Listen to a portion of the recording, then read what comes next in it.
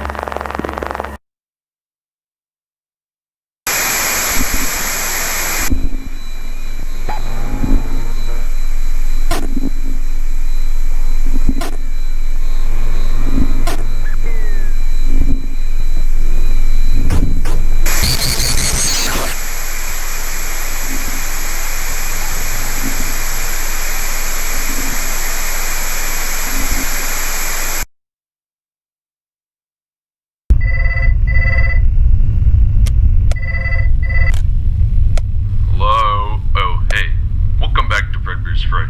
I'm hoping that you're starting to get comfortable now. Okay, so I have some pretty good news right now. We have been working on the animatronic programming and they seem to be working a bit now. That prototype animatronic endoskeleton is starting to be able to turn around and stuff now, along with a few others having some movement now. I think that's pretty cool. Do you think so? Okay. Time for a bit more info on things you can operate in your office. So, do you see that pullable lever on the office's ceiling? You can use that to fill up your spray bottle in the morning when you have to go clean up the animatronics. Make sure to only clean the joints, as getting liquids on the animatronic parts themselves could damage the electronics inside or even mess up the coating. I know it's silly to have that lever right there instead of a sink, but I guess that doesn't really matter.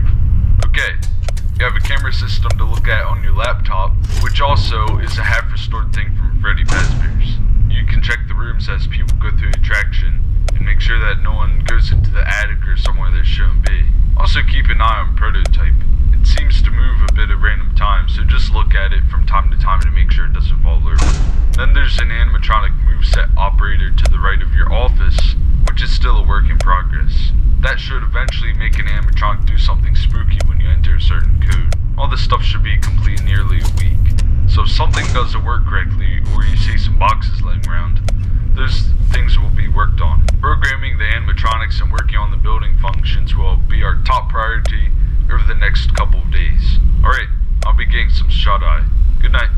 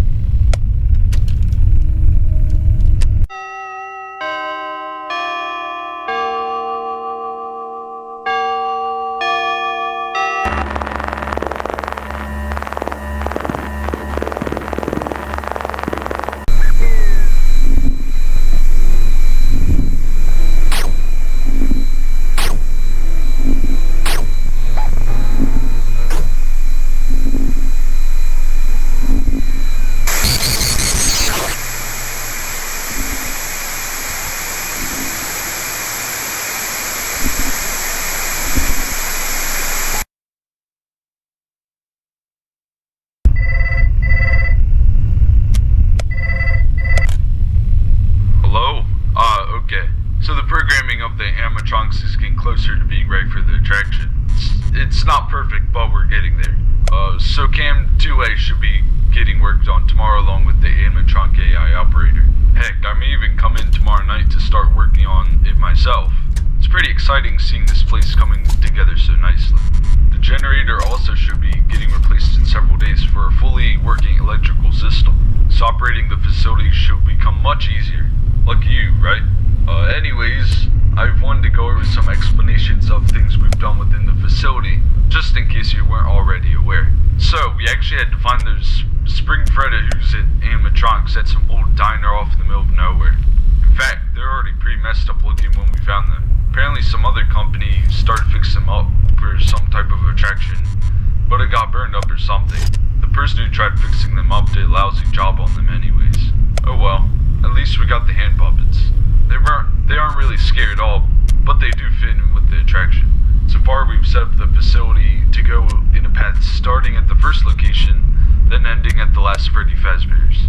I've got nothing else to really say, except that you must make sure that our animatronics don't malfunction while you're watching over the facility. Okay, I'll quit bothering you. Good night, and good luck.